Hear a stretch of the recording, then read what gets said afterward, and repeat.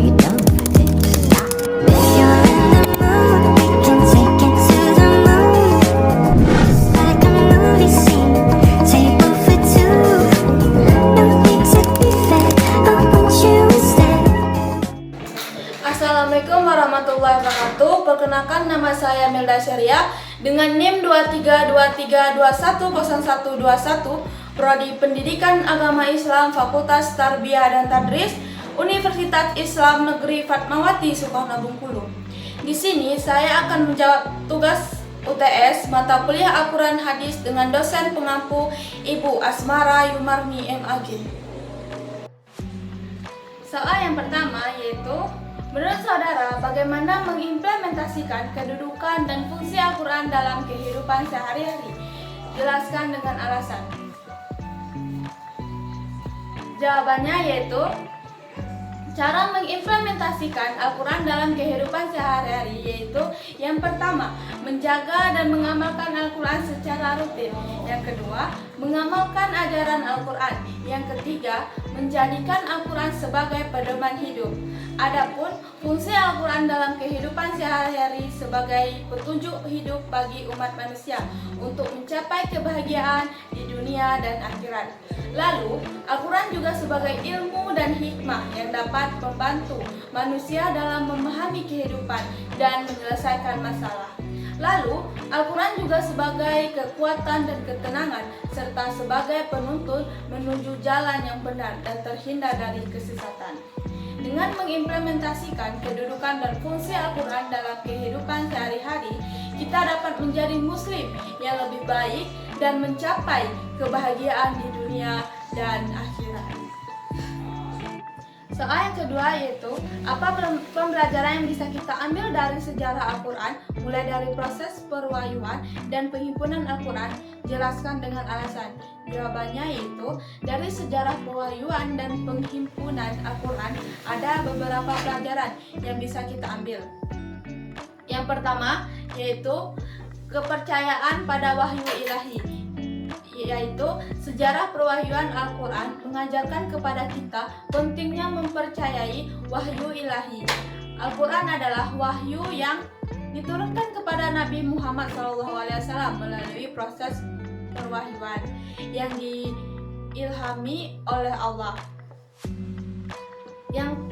Yang kedua yaitu keteladanan Nabi Muhammad SAW. Sejarah perwahyuan Al-Quran memberikan kita contoh keteladanan dari Nabi Muhammad SAW. Beliau adalah utusan Allah yang menerima wahyu dan dengan tulus mengamalkan ajaran-ajaran Al-Quran dalam kehidupan sehari-hari. Pelajaran ini mengajarkan kita untuk mengikuti jejak Nabi Muhammad SAW dalam menjalani kehidupan, mengamalkan ajaran-ajaran Al-Quran dan menjadikan contoh yang baik bagi orang lain. Yang ketiga yaitu proses penghimpunan Al-Quran. Sejarah penghimpunan Al-Quran mengajarkan kepada kita bagaimana Al-Quran dikumpulkan menjadi satu kitab setelah wafatnya Nabi Muhammad SAW. Para sahabat Nabi bekerja keras untuk mengumpulkan dan menyusun ayat-ayat Al-Quran dalam bentuk tertulis. Selanjutnya yaitu yang keempat, konsistensi dan kesatuan Al-Quran. Sejarah penghimpunan Al-Quran juga menunjukkan konsistensi dan kesatuan Al-Quran sebagai kitab suci. Meskipun diturunkan dalam periode waktu yang panjang dan melalui berbagai Al-Quran tetap konsisten dalam ajaran-ajarannya. Pelajaran ini mengajarkan kita untuk menghormati dan memahami Al-Quran.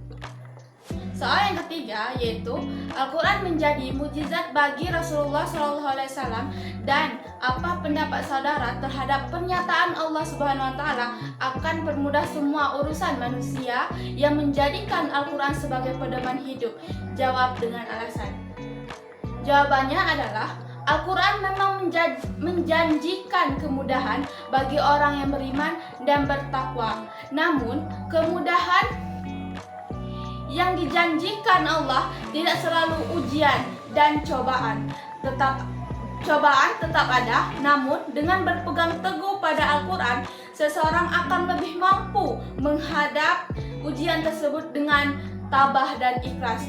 Intinya, menjadikan Al-Quran sebagai pedoman hidup lebih baik dan berkah, meskipun ujian dan tantangan tetap ada. Soal yang keempat yaitu apa yang saudara ketahui tentang metode penafsiran Al-Quran dan praktek penafsiran Al-Quran? Jelaskan dengan alasan.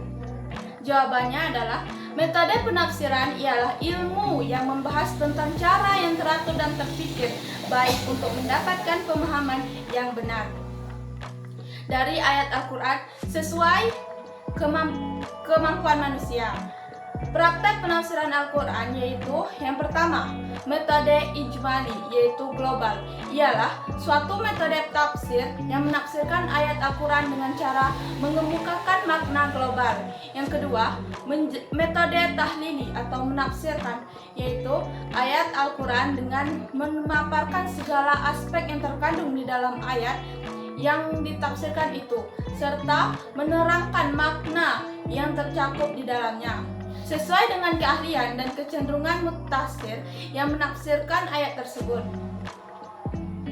Yang ketiga, metode muqarrin atau komparatif ialah membandingkan teks ayat Al-Quran yang memiliki persamaan kemiripan redaksi dalam dua kasus atau lebih dan atau memiliki redaksi yang berbeda bagi satu kasus yang sama.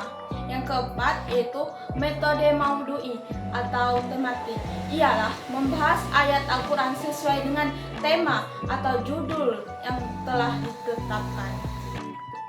Baiklah, itulah tadi jawaban UTS dari mata kuliah Al-Quran Hadis.